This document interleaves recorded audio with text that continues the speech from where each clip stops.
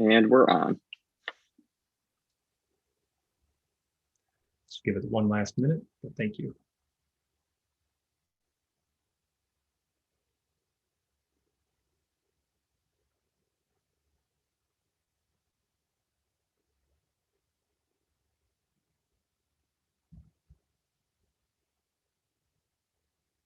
All right, welcome everybody.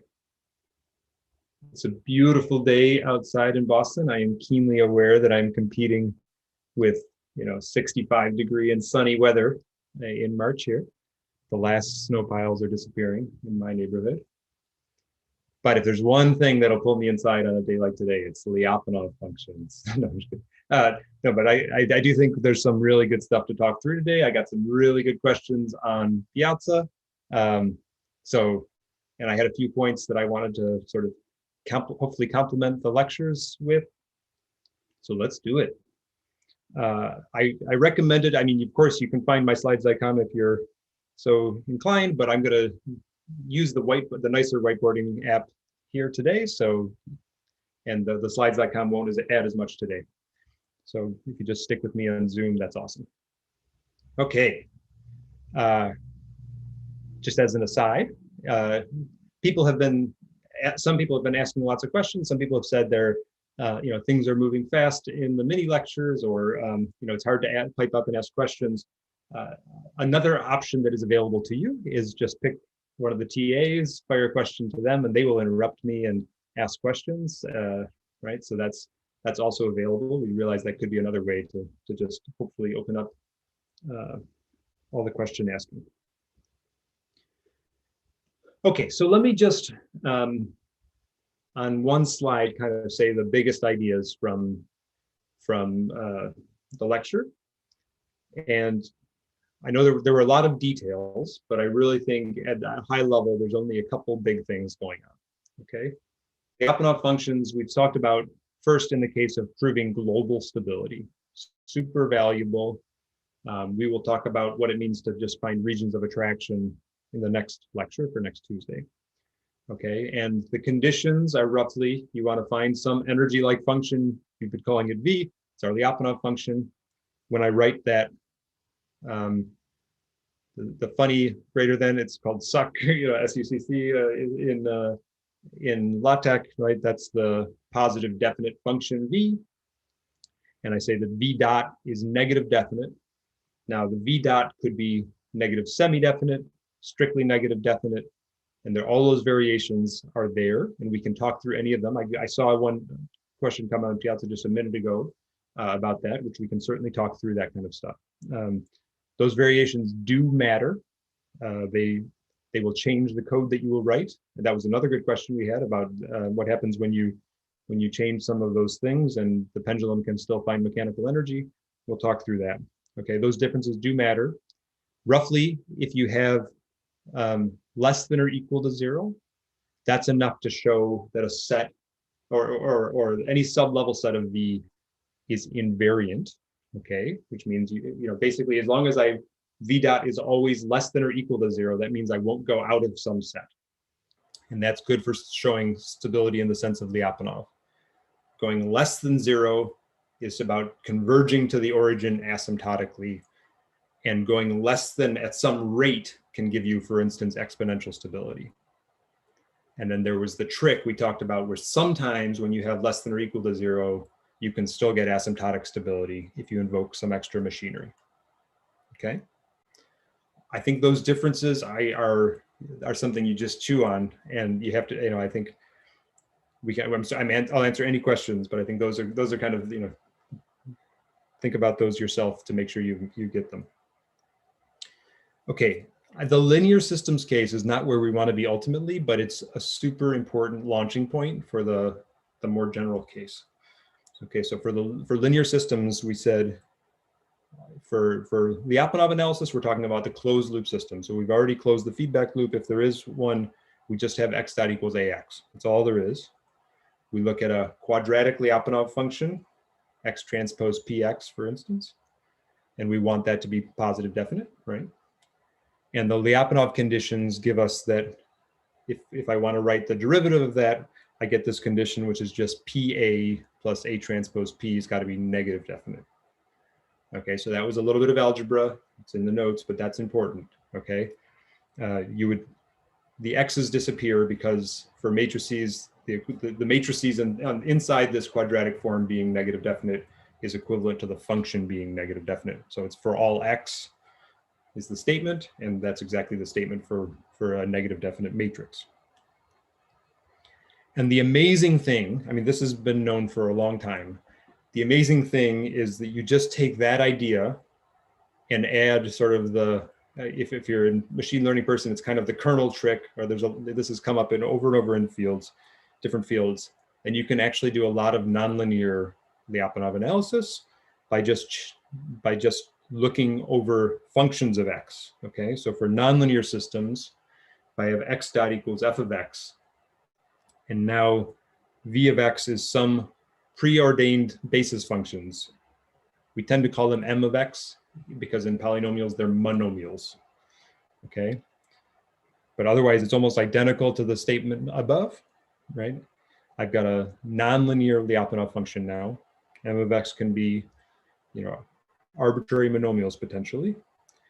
And when I write the v dot conditions, I just like to show that it's negative definite. So I can do that by finding a different quadratic form with potentially a different M2 and P2, okay?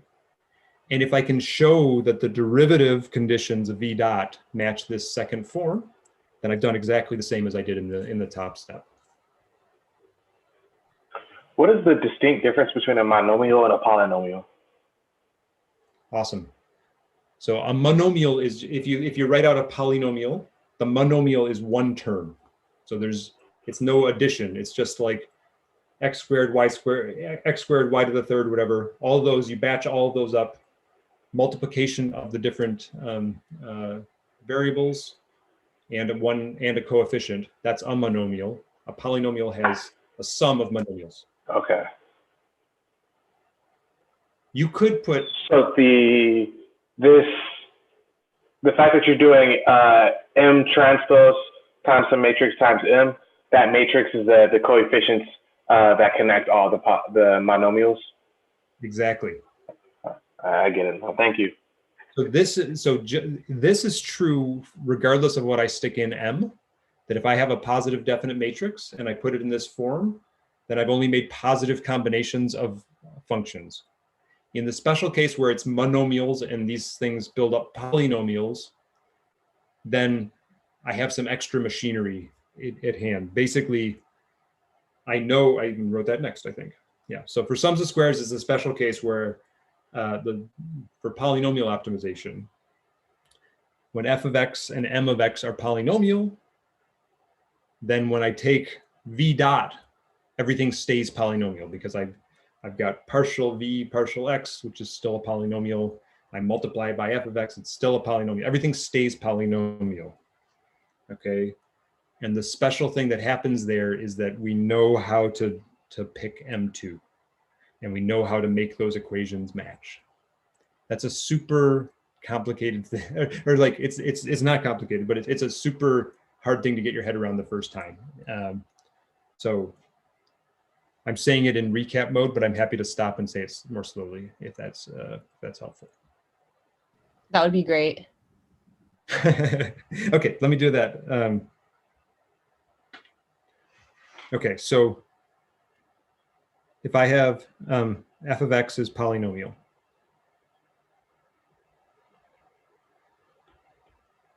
okay, and I say I'm going to choose v of x to be some other polynomial, and I can even forget about the fact that it was in a positive definite form. Let's just say I know that it's positive. I've just chosen this. Let me even write it like this. Sorry.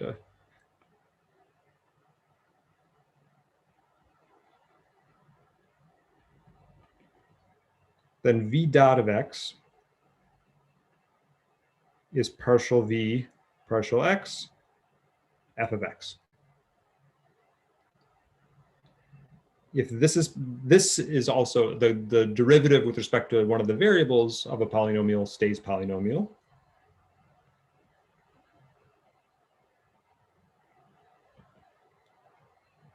times a polynomial, right?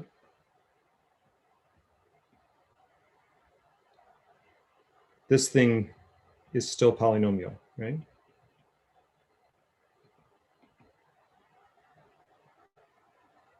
So that's not true necessarily if I have sines and cosines and whatever. I could actually, I mean, we know how it works out in the trigonometric case, but if I have some other generic nonlinearities, I could be that taking the derivative jumps me out of that class of derivative. There's no sort of reason to expect that system to be closed. But for polynomials, it's closed. Okay, and then there's a second thing that matters. So I'm going to say I want this thing to be a sums of squares, right? So I'm going to say I want to show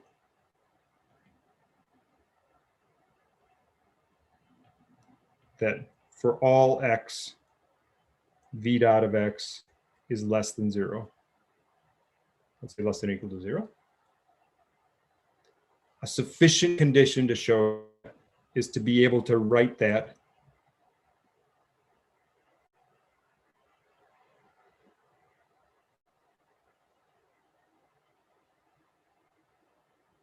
as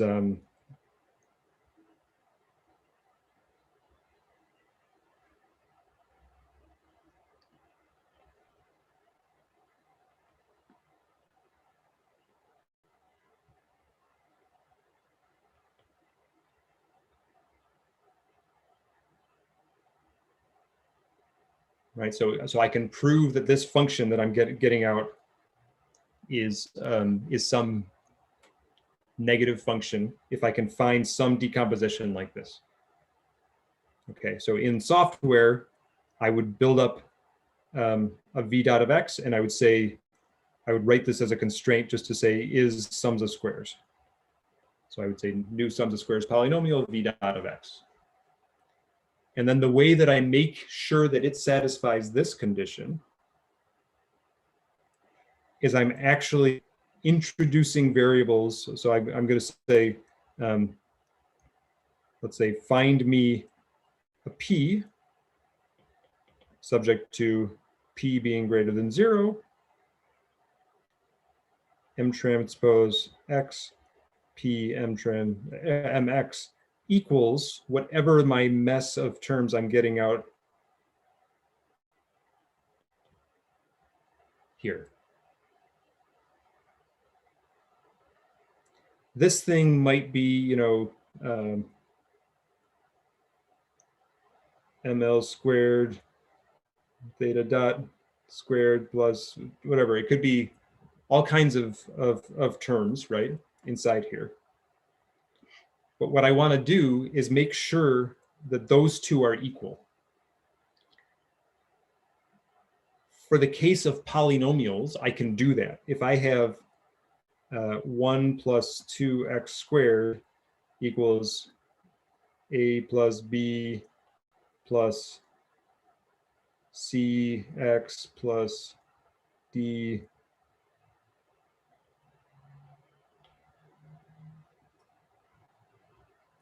these are the kind of things I get out, then what I know is I can write a bunch of constraints which says a plus b equals 1, c equals 0, d plus e equals 2.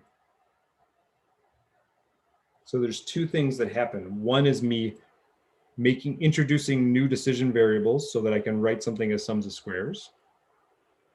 And then taking this mess of decision variables and making it equal to whatever I get out of my, I have this thing here, out of my partial v partial x, f of x. This is the same thing. This is the same thing you would do on paper, right? In fact, I will do that in just a minute. Is revisit the Cartpole swing up, right? We had a bunch of terms that came out when we wrote down our, our energy function, and we tried to show that it was less than 0.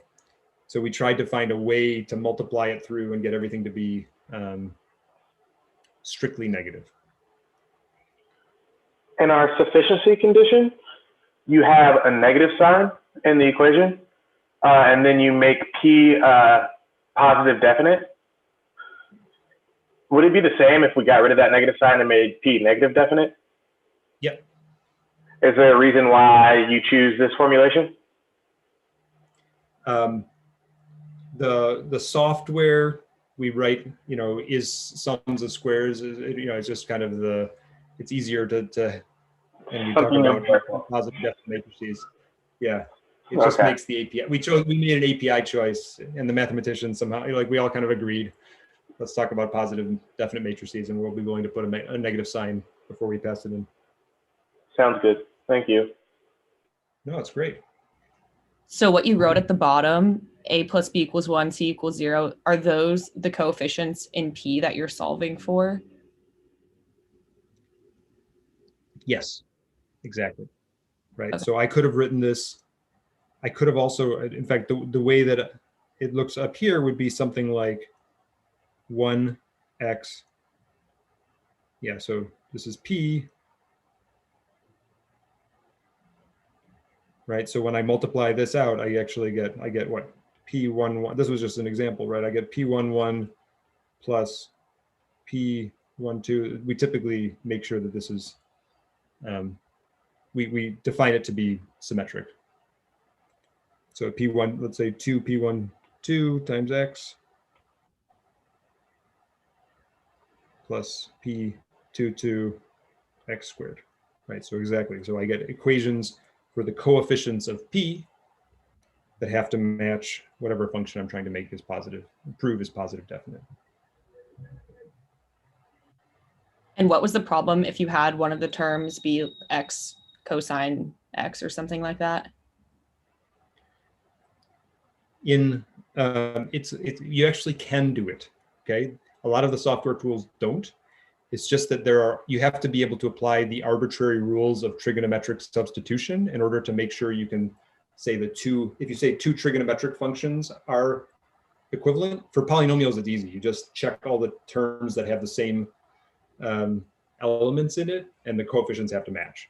It's trivial, right? That's an easy program to write. If you show me two trigonometric functions and ask me, are they equal? It might be I have to apply all kinds of trig identities to prove that they're equal. So you end up with like a whole symbolic engine behind that same computation. Okay, that makes sense. Thank you. Mm-hmm. But as an example, actually, of when we did do that, right? So let me just go ahead and skip to the, I was going to just close the loop on the Cartpole swing up.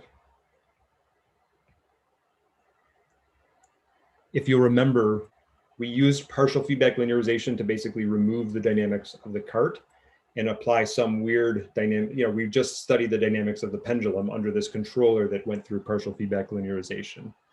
So our analysis was about the energy of the pole, the pendulum.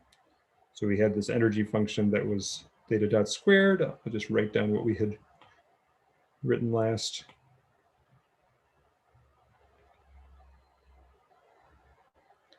And then we had a desired energy equal to 1. We said that E tilde was E of x minus the desired energy. And then we showed for the control law that we chose, we said E tilde dot turned out to be negative k theta dot squared cosine squared theta E tilde,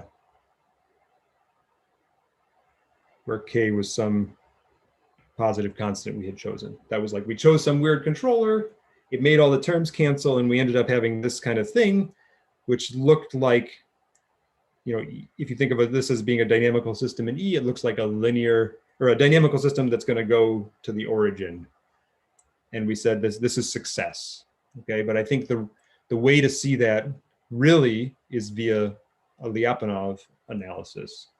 So I think that really what was happening behind the scenes there is we were choosing V of x to be something like E tilde squared. V dot of x is going to be partial V partial x f of x, which in this case Let me write it. It's similarly, I can write it like this. E tilde dot, that's the first step really. So this is showing me that it's negative k theta dot squared cosine squared E tilde squared. So really what we did behind the scenes was we made an argument that this is, again, a sum of squares. Like we knew that that had to be negative because it's squared, right? So we could say that was less than 0.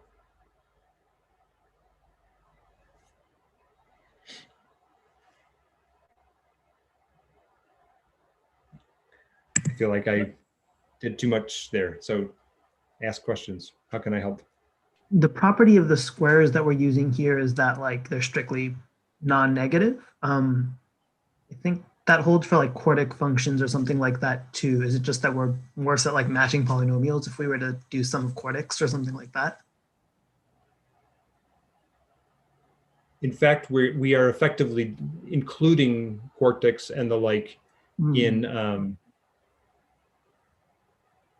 if we choose in the monomials something that's rich enough, and because if you were to fully substitute this in, E tilde actually has theta dot squared, so I actually get theta dot to the 4th power here. I see, that makes sense. So the positive, I think you can include the more higher dimensional things inside this monomial framework. Right. Right. If you wanted to write this thing is a sum of squares, you would choose a monomial vector here that might have, for instance, 1 theta, theta dot, cosine theta. You know, maybe it would have E tilde in it, or maybe you could break all that out.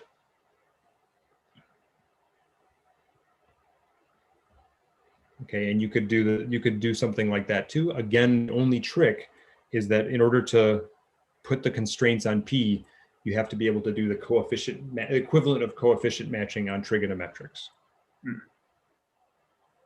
That helps, thanks. Why would you want to think about it that way when you just have a bunch of terms that are all squared multiplied together other than the k? So to me, it seems obvious that that is going to be less than 0 if k is positive. So what's the value of writing it out in this way? When we want to be able to search, when we don't, so this one was just, we already had the parameters and we showed that we already have, effectively, we already have a sums of squares decomposition, okay? There are functions that are not obviously positive. They could have multiple terms. Some of them might be negative, some of them might be positive. And effectively, you have to factor the polynomial to show that it has a sums of squares representation, right? I can write a polynomial, I think I do in the notes maybe, but write a polynomial that by inspection isn't obviously, but you can just factor it and see that it is squared, and that searching for P is like an algorithm for factoring the polynomials into positive forms. And it's particularly valuable when you want to also search over the Lyapunov functions. It gives you extra flexibility to say, I can, you know, it's not just, you know, I can have, let me make sure I say that carefully. So what we did there right now is I have some function that I care about, P of X, let's say known function I want to prove about. And I can say, find me capital P, let me call this something different then. Find me a capital P subject to P greater than or equal to 0, f of X equals M transpose X, P MX. Okay, that's one thing to do. But if I also have parameters in here, because these are on different sides of the equation, roughly, these are different terms, I could have something that looks like this is alpha 0 plus alpha 1 x plus alpha 2 x squared, okay? and have alpha be unknown, their decision variables. And I could simultaneously search for alpha and p. So even if I don't know, if I want to have some flexibility in order to find a Lyapunov function, for instance, but just search over the positive functions, then allowing me to search over alpha and p at the same time is incredibly powerful.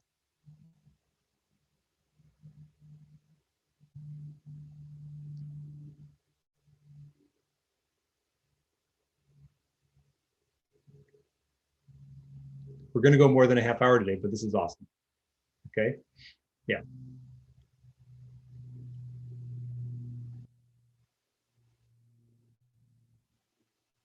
Can I make the point that one of the points I wanted to make today was that this is way more powerful than sampling. Okay, so here's a simple example that I wanted to give to sort of just help you understand how much more powerful this is than sampling. So let's just even think about the linear case. Okay, x dot equals ax. Let me choose a very simple A. Okay, so let me say A is a diagonal matrix with, let's say, I'll do positive 1/10 in the first element, and then I'll just do 1, negative 1, negative 1, negative 1. Okay. So this is my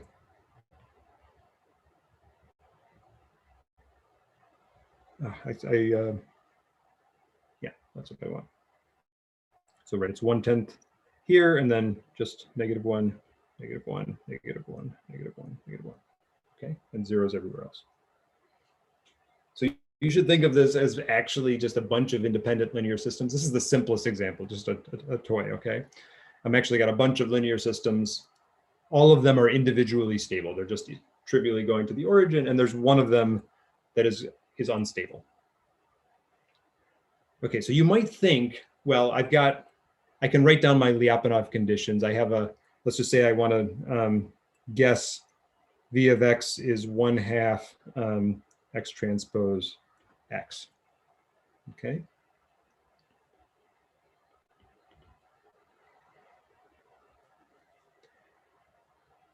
And we know that V dot of x is, in this case, is just going to be 1/2 x transpose ax plus 1/2 x transpose a transpose x. Since A is diagonal, we know that A equals A transpose. So this is just X transpose A X. It's just the algebra, okay? So my question is, if you want to sample X's, this would be a candidate. You say, okay, I've got to guess at a Lyapunov function. Let me just run a bunch of simulations. Let me just pick a bunch of sample points. And if I don't find any cases where V dot is greater than 0, then I feel pretty good about myself, right? I'm like, I probably proved that it's stable, right? You have to, it is very inefficient to do, very dangerous to do that. Even though this is kind of like, this is maybe the tragedy of ML or RL, right? Is that if you're based only on samples and you don't have a model, then it's hard to know you've sampled enough to say anything rigorous. Okay, and I'm just trying to come up with the simplest system to sort of convince you of that, right? So if I do V dot of x and now I plug in my A of t, then I could just write down V dot of x here is, let's say x1 squared plus the sum from n equals, or for let's say I equals 2 to n xi squared. That's just plugging in A, right? I get the one term, which is 1/10. I'll write it as 1/10 to be super clear here. This one's positive. Oh, these should be minus, yeah. These are all negative.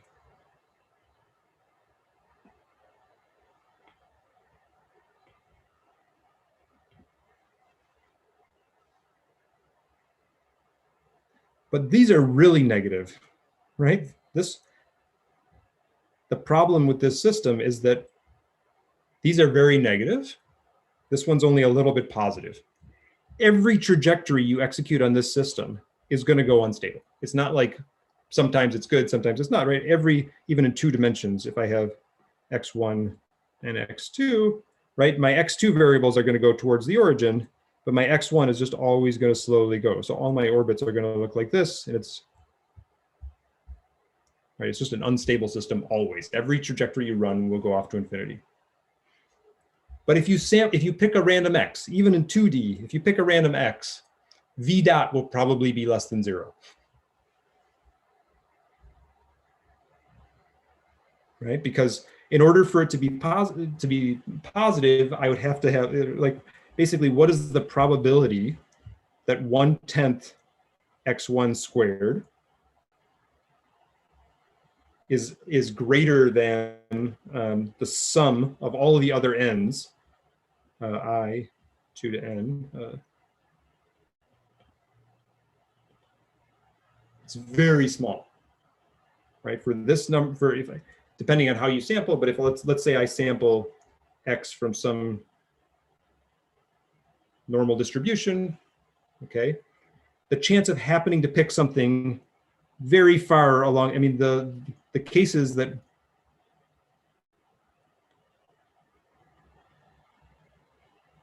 these are the cases where v dot is less than 0. Okay, in higher dimensions, it's going to look like a little tube, right? So see if I can draw this well, but x1, x2, x3.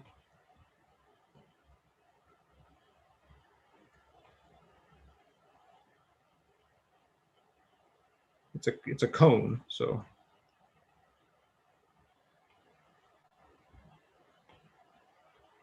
I'll even do my 3D thing here.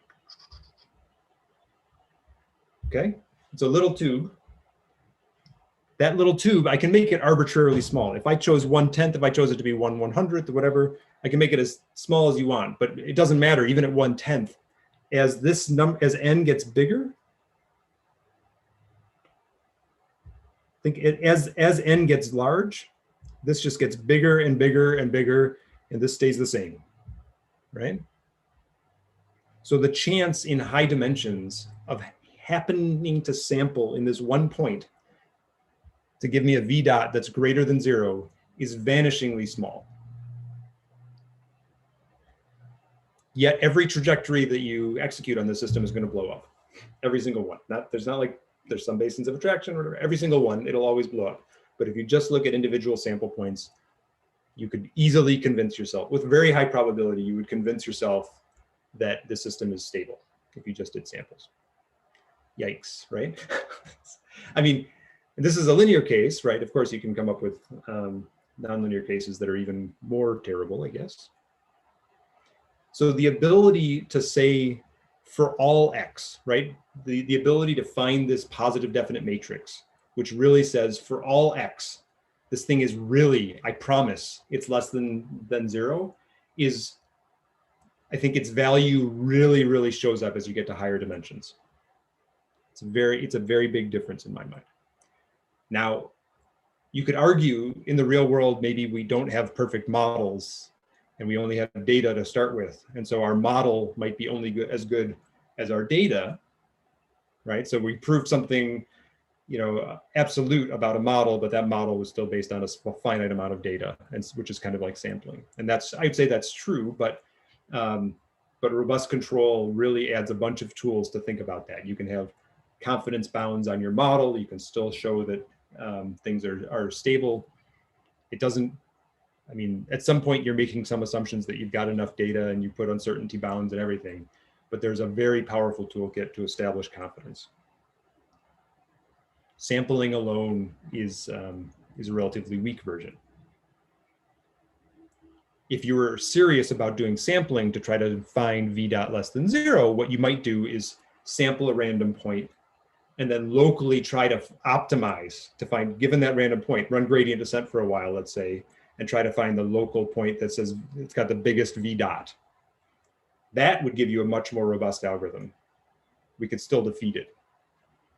But that is the kind of thing that people are doing in fact, I have papers, with some students that try to try to find counterexamples for autonomous driving, where we're changing the parameters of the other drivers on the road, neural network parameters of the other drivers on the road. We're changing the lighting conditions or whatever, and we're just trying to find any case where our car crashes, right? It's very much like trying to find a v dot that's positive. And the way we do it is we do a search. We sample a random point, and then we use some tools from rare event estimation to try to find these really low probability events that can cause a failure. So that is active areas of research.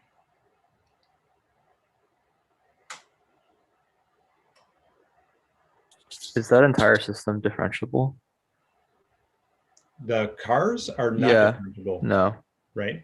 So it's there's interest in making differentiable approximations to them, but the tool chain we did was a black box optimizer on top of a rare event Monte Carlo MCMC style sampler.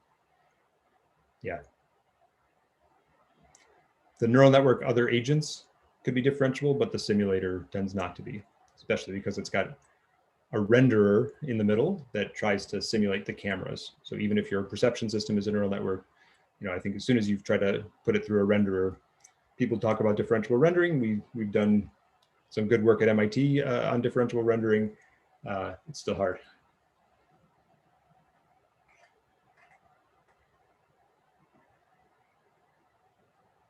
Cool. Do we love sums of squares? I mean, do we love verification? I think it's a very powerful tool. So we got a good question. I'm going to maybe defer the biggest question to Tuesday because we've talked a lot already. But let me answer a few more of the questions. So I did those two, out of order and backwards, but I hope we appreciate sums of squares compared to sampling and see that we could have written even the Cartpole as a Lyapunov function with sums of squares. I spent so much time making this plot. I forgot to show it when we were talking about it. Yeah, so I did put this in the notes, and even though I get to play with it right here, but it's in I added it to the notes this morning, so you can see that the v that is made out of e tilde squared, it looks like this. So what we are able to say is if we go downhill, we'll end up in the largest invariant set of v, which you can see is the orbits, right, of the homoclinic orbit of the pendulum. Right, it ends up in the trough of the blue region, and that's good. And then v dot, we can actually look at it and play with it and see that it is negative everywhere except for where you're in the trough there.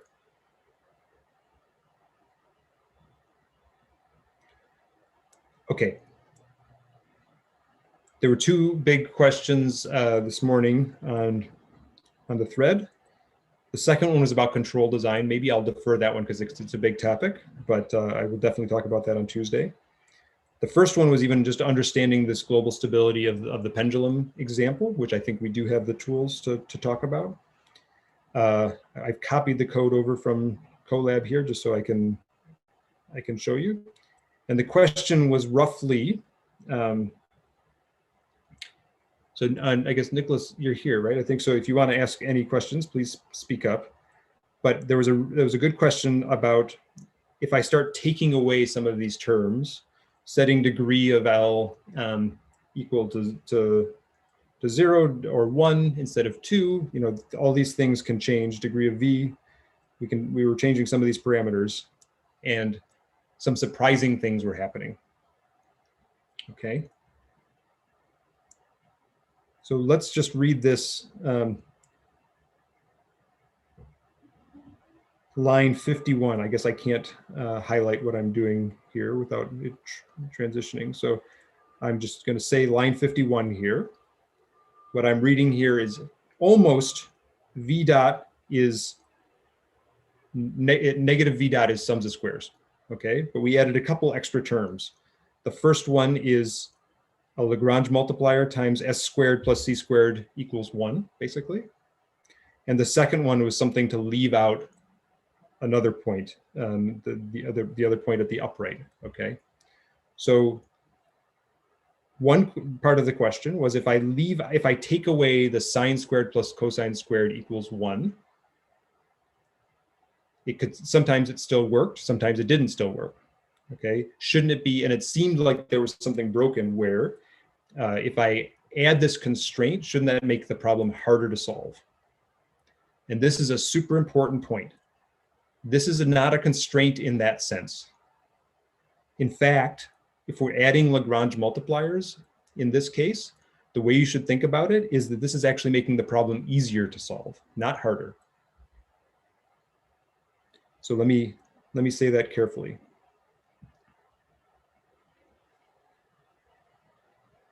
Let's compare. I'll start it down here, okay?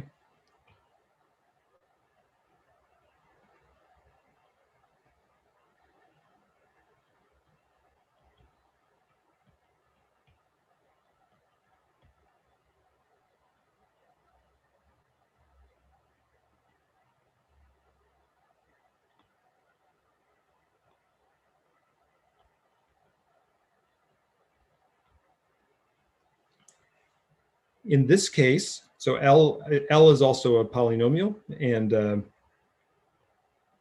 has free coefficients in it. Okay. This case is asking for v dot to be negative everywhere.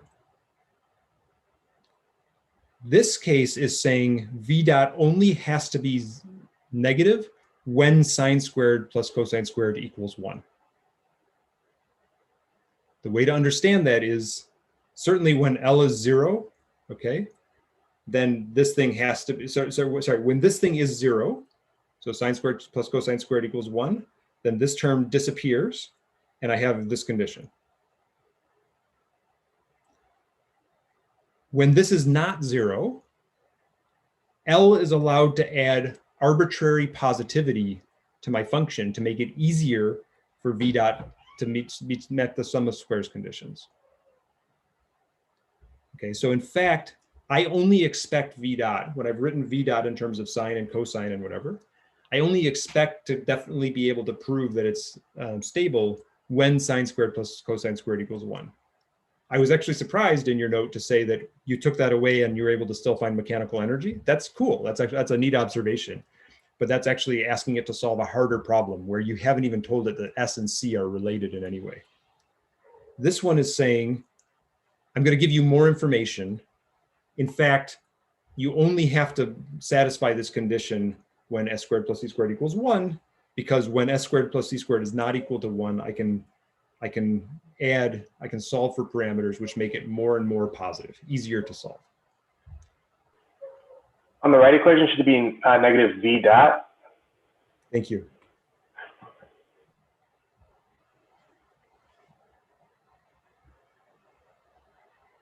So the S procedure is about, so it sounds like you're adding constraints. It's actually making things easier. It's saying this has to be, if this is true, then this is true. If your if is everything, then it's harder to solve. Right?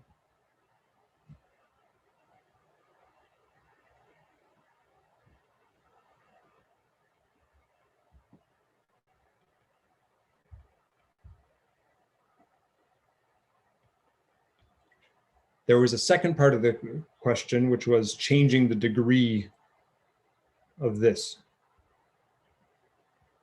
Okay, when the degree of L gets smaller, then its ability to help goes down.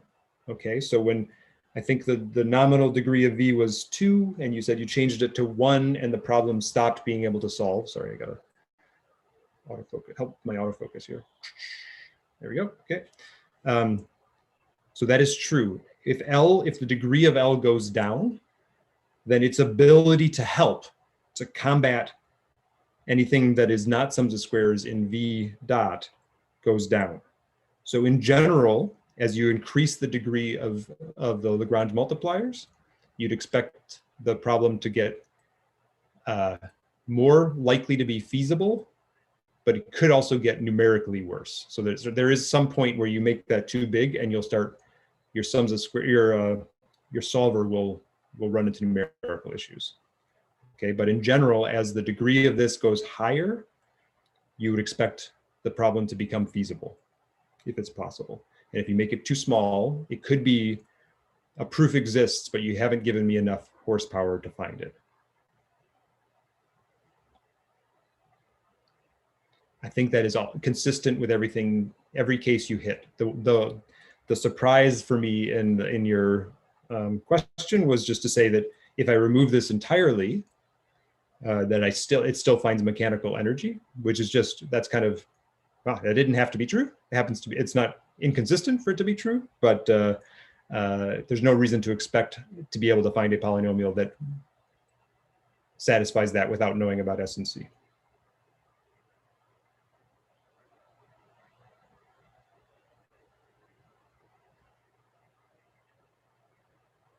Yeah.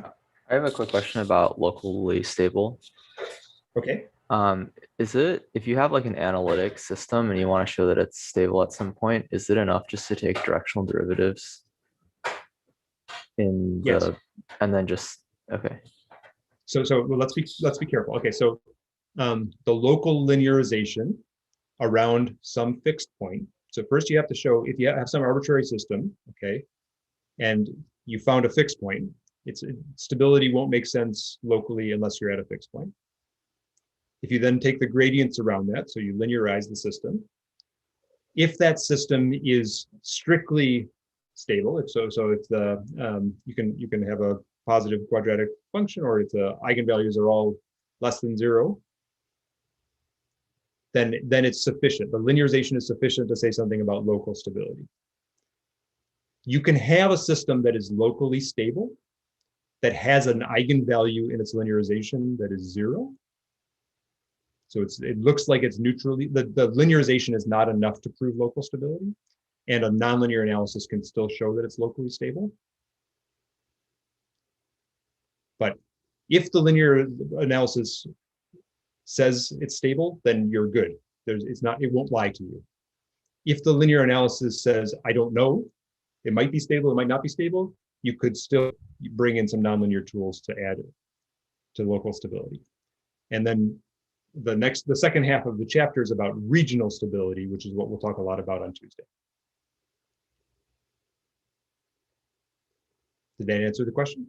Yeah, it did. But do you have like a physical intuition as to which systems you can't prove them with just linearizing, but they are still sure. locally stable? And anything that you need not have exponential stability to have local stability, right? So a system that converges exponentially will have a stable linearization. But if you have something that converges more slowly than that, it's like even in 1D, I guess I don't have to wave, I have a whiteboard in front of me now.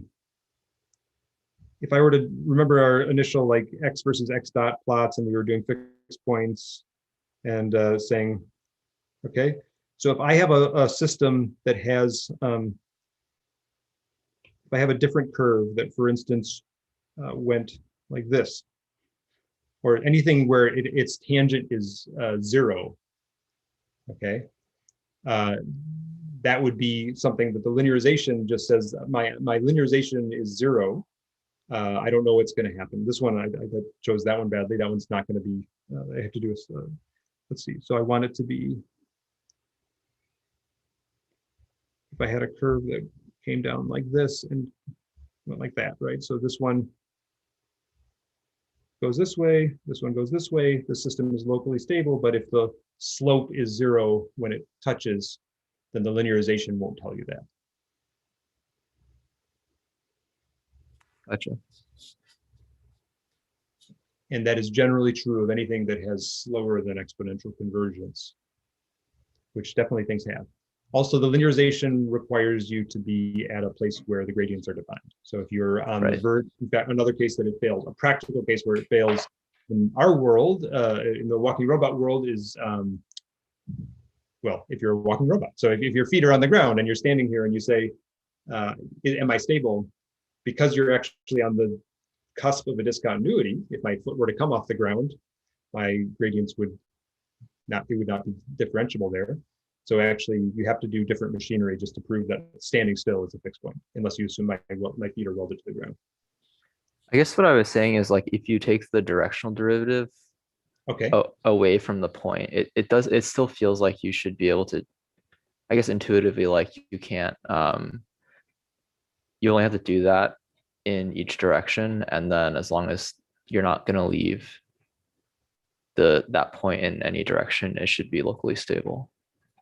So I guess even if the slope is 0, the directional derivatives are 0 in every direction, and it doesn't feel like you would want to leave then. I mean, I think I don't think you can. So let's see. Are you asking about a discontinuous case, or are you just asking about kind of a flat case like this green thing I drew? I think even the flat case is something I don't understand. So that's probably sufficient for discussion. So we agree that the gradient would be 0 there. So the derivative at this fixed point here would be 0. This is a stable fixed point. Yep. Directionally, it would be 0 too, right? There's the directional, the limit from either side is 0. Mm-hmm. The linearization doesn't tell me that that's stable, because I had an equivalent system, or sorry, a system that has the identical properties that looks like this, that's unstable. Okay, I got it. That makes sense. All of the linearization would have said the same stuff, but this one's unstable. So you need to look more broadly. These are good questions, yeah. If it's flat for a period, though, then every point along that flat surface is stable, though. Like the open interval. So if you have a region where it's actually 0, then you would think of that as an invariant set potentially. And if it's like the green one but lands for a little while and comes down, you could say that green thing is an invariant set, but you need the nonlinear machinery to say that. You could have the red one, which would be not an invariant set because it could walk along arbitrarily and then disappear, right? Gotcha. Yep, got it. Thanks. Going through those kind of exercises for yourself in your head, whatever, is the way to get you to appreciate the subtleties, I think, of all this analysis.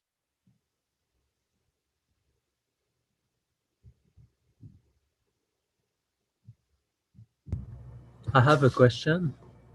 Yeah. So in the YouTube lecture, you mentioned that in order to solve the sum, the sums of square parameterization, you need to solve a semi-definite program. Correct. Is that right?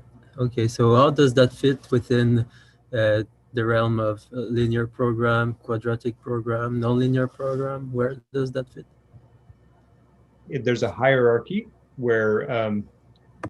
where semi-definite programs include quadratic programs and linear programs. I mean, the quadratic program has to be mangled a bit to fit in SDP, but it's a bigger class of optimizations. It's still a convex optimization, but it's a bigger class. The hierarchy you would tend to see, the most common hierarchy would be linear program, quadratic program, second order cone programming, so SOCP, then semi-definite program. That's a very common hierarchy for convex optimization.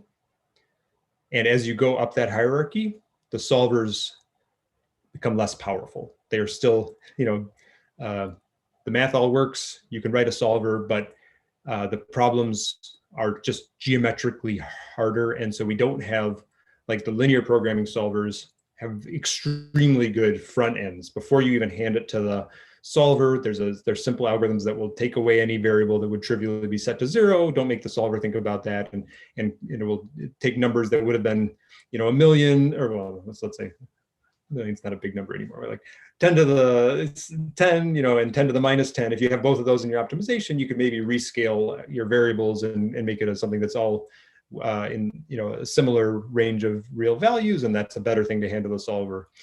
And if you get to the SDP solvers, they are less mature in that way, and are, you know, it's fundamentally harder to write generic pre-solve routines for that class of problems. So whereas a linear programmer, you can kind of throw anything at it and it'll always work and give you the right answer, and you can have confidence.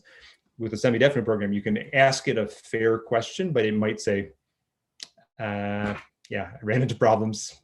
I can't give you an answer one way or the other.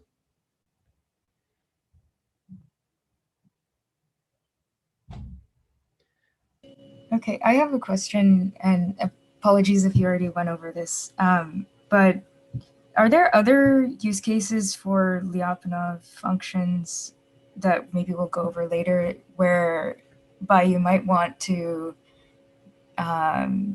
would I like if it's possible to estimate a Lyapunov, or to get a Lyapunov function that using if the degree that you would need is maybe 2, like the system is simple enough for that, is there a reason you might want to move to higher orders to sort of buy you more capability to do some other things that basically? That's a good question. I don't know if I my understand. question. Yeah, I think. Okay, sorry. So I thought you were going towards non-polynomials, but I think now even in the polynomials, you might say, I could find a quadratic Lyapunov and be happy, but I might be able to find a quartic Lyapunov. You know, is there ever an advantage to finding a bigger Lyapunov function? So, or a higher degree? And the answer will be definitely yes when we're talking about regions of attraction. When it's global stability, you either proved or you didn't prove that it's stable. If you want to prove that it's stable with a particular rate, you might be able to do with a higher degree polynomial, show that it converges faster. But I think the biggest time where we really start playing those games is that like a region of attraction, if I were to, what we will see soon, let me draw again here. You know, if let's say I have a true region, I think I even put this example in, I know I put the example in the notes. Let's say I have a some system in 2 variables, x1, x2, and I know that all trajectories from in here will go to the, I guess we'll go to the origin and trajectories out. So that's the true region of attraction. Let's say some star-shaped pattern, okay? A quadratic Lyapunov function will only find the sublevel set of an ellipse. So the best it can do is sort of finding the biggest ellipse that fits inside there. And if I go to a 4th order Lyapunov function, it can start doing more creative things, you know, like this, and it'll find bigger regions of attraction approximations. It'll be able to certify a bigger set of state space. And as you go to arbitrary degree, you would expect it to converge to the true optimal, but your solver will yell at you before you get there. Okay, thank you.